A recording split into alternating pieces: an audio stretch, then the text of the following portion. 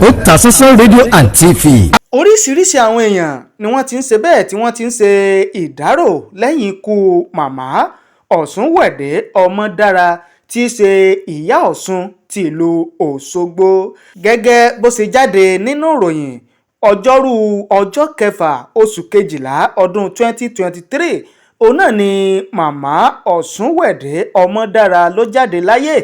lẹ́ni ọdún márùndínlọ́gọ́rin 75 years tó sì wọ́kàlẹ̀ lọ ní ọjọ́bọ̀ Thursday ọjọ́ keje oṣù kejìlá ọdún 2023.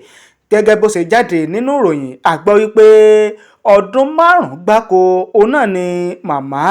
Osunwede Omodara ló lò lórí àlééfà gẹ́gẹ́ bí Ìyá Osun TILU Osogbo. Lára àwọn èèyàn tí wọ́n ti wá ránṣẹ́ ìbánikẹ́dùn tí wọ́n sì ṣe ìdárò lẹ́yìn ikú màmá Osunwede Omodara láti rí ẹni tó jẹ́ Árábà TILU Osogbo bàbá Olóyè Ifayemi Ẹlé tó sì ṣàlàyé màmá yìí gẹ́gẹ́ bí ẹni tó nífẹ̀ẹ́ ìṣẹ̀ṣe àṣà ilẹ̀ Yorùbá gidigidi pàápàá jùlọ ti ìlú Òṣogbo. Ó ní gbogbo ìlú Òṣogbo ló máa mọ rírì màmá yìí tó sì jẹ́ pé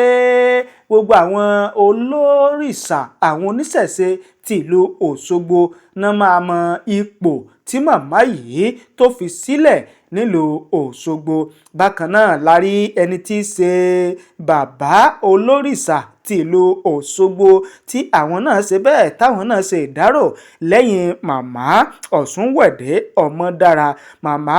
Osunwede Omodara ló jẹ́ ọmọ ìdílé ọba ní ìlú Òṣogbo tó sì jẹ́ pé ẹni tó bá jẹ́ ọmọ ọba tàbí tó bá jẹ́ olórí tó wà lórí àlééfà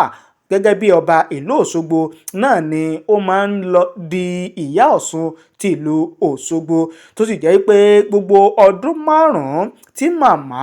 Osunwede Omodara tó lò lórí àlééfà gẹ́gẹ́ bí Ìyá Osun TILU Osogbo ló tu gbogbo ìlú Òṣogbo lára àti àwọn oníṣẹ̀ṣe olórìṣà ọlọ́sùn TILU Osogbo. Wọ́n wá gbà á ládùúrà pé kọ́bẹ̀ Èdùmàrè kí ó jẹ́ kí ọjọ́ kó jìnnà síra